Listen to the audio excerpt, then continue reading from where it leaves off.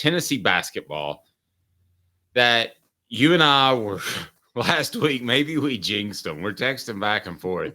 But best team since, and I said Ernie and Bernie. And then Caleb did the research. They're better teams than Ernie and Bernie if you want to use, as you know, NCAA success. And I said Dalton Connect, best scorer since Bernard King. And that kind of got some play. I think Ryan stole that from me and used it in Nashville too. Now where are we? This team has disappointed me in some areas. Look, the way they played at Kentucky, that's pretty darn good. Oh yeah. But here's what I see cropping up with this team that concerns me. They could not stop Georgia's quick guards from getting to the basket. That's one reason they got way behind, had to come back. They didn't stop Vanderbilt's guards from penetrating and getting to the basket. South Carolina had some success doing that. So did A&M. A&M hit threes. They also had guards that got to the basket. Ziegler is a pretty good defensive player, but he allows too much penetration by the opposing guards. So does Vescovy. So does James. That really bothers me.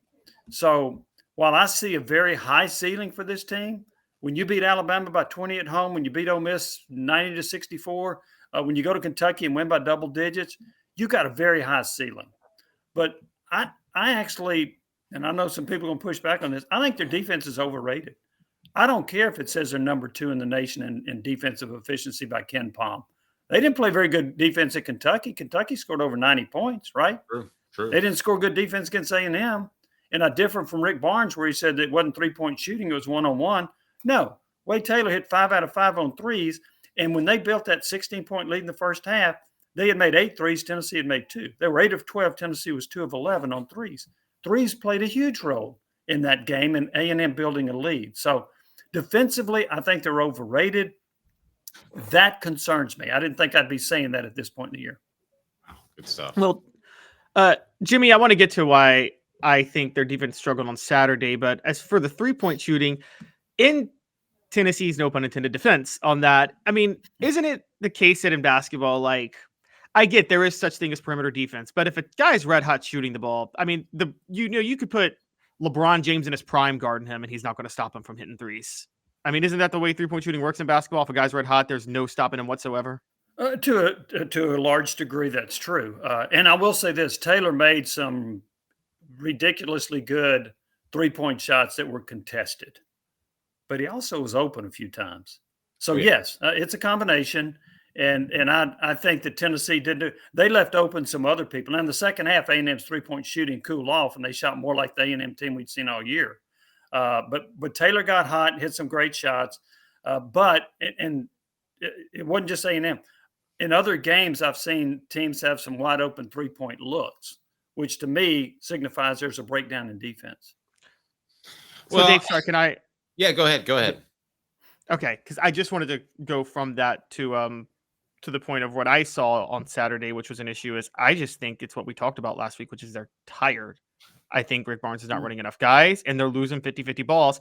Texas A&M spent 34 of the 40 minutes on Saturday with nobody over 6'8" on the floor, and they still had 2 more offensive rebounds than Tennessee, which is nothing more than an effort thing. And I'm starting to think that I don't think they were. Is that because Tennessee was just lazy and didn't show up, or are they just gassed because Rick Barnes does stuff like plays Zakai Ziegler all 40 minutes in a double-digit loss on the road? Well, and to your point, this guy named Garcia, who's like, what is he, 6'8"? Didn't he come in and get 9 offensive rebounds? Oh, yeah. Just worked Jonas Adu. You know that he is their best rebounder. He's a very good offensive rebounder. Have you ever thought of blocking him out? That would help. He's not going to jump over you if you got a 6'6" or a 6'11" guy blocking him out. I was stunned that he was able to roam free like that without a body on him to get that many offensive rebounds. I just think you've got to choose. Are you going to be a team that runs a lot and lack a little bit on boxing out, or are you going to box out and be the team that I think Rick Barnes wants them to be? But I'm a little confused what kind of team he wants. Somebody asked on the message board about buyout. I'm sure we're not anywhere close to that, but I do want to ask you about it. Remind you the portions of the program brought to you by our good friend at Rick Terry Jewelry Design. They want to be your jeweler. Fire Opals, we're giving some away at the end of the program today for one of our Johns on Hooker's Corner. Rick Terry Jewelry Design. They want to be your jeweler. Those Fire Opals are fantastic. A Tennessee tradition. RickTerryJewelry.com. Shop today, or he's in West Knoxville. It's Valentine's Day. We love it when you support our sponsors. And we'll be giving away a pair later today if you want to join our Patreon group, Hooker's Corner, be a John.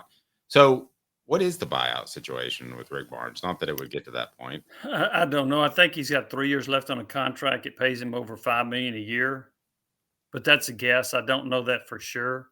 But for those that are interested in the buyout, Tennessee has been ranked around number 5 in the country most of this season. Yeah. They do have some really good wins.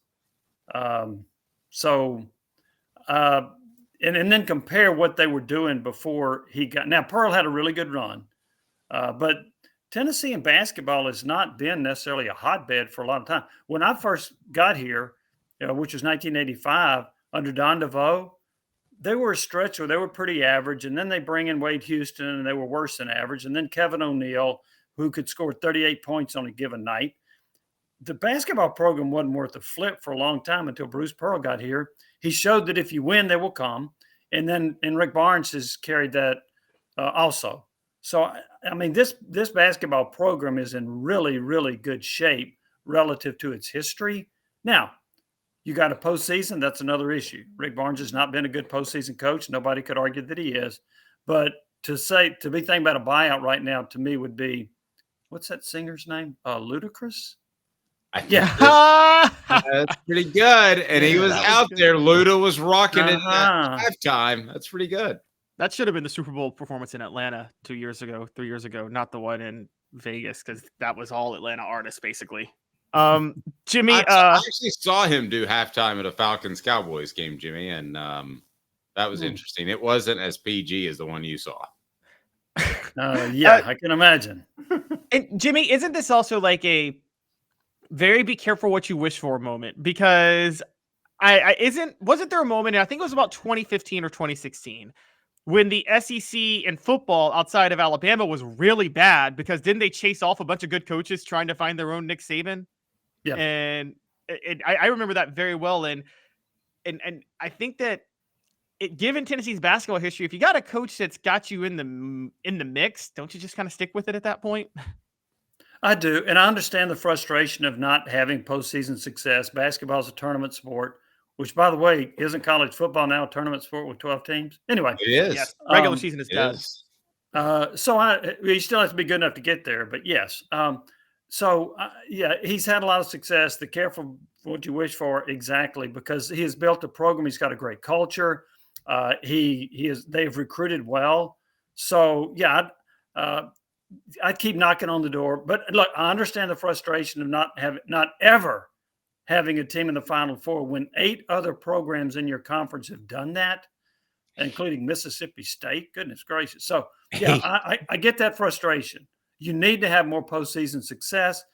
Maybe it's because they do get tired, which has been an argument. Maybe there's a game or two where there's a bad matchup. Maybe there's a coaching sprinkled in there. But Rick Barnes, to silence all the critics, needs to have more postseason success in the NCAA tournament, not SEC tournament, NCAA tournament. Okay, so equal talent, because somebody posted this on the message board, Jimmy. I'm going to let you get out of here. Equal talent, 10 games, let's say 7 to make it NBA style. Who wins? Rick Barnes, Bruce Pearl? Bruce Pearl. Look at his record against Barnes. I don't know the last 7 to 8 games or so. Look at Pearl's record against Barnes. It's a lot better. Yeah, Pearl's a better equal talent. Pearl's a better tactician in a game setting. I think Barnes is a better developer of players. I do think Barnes' player development is better than Pearl's. Yep. But yeah, equal talent for a 7-game series. Bruce Pearl is going to X's and O's his way to winning that series. Is it a 7-game series? And he'll do it in a 1-game or 7-game series. Yes. No. I'm asking Jimmy, is it a 4-3? 7 games? Would it be 4-0, a sweep? No, I don't think so. And remember, you got home on this series, right? That's right. We're doing a whole new thing. We're Yeah, creating this a is whole new NBA festival. style, right? So Yeah. I'm going 7 games.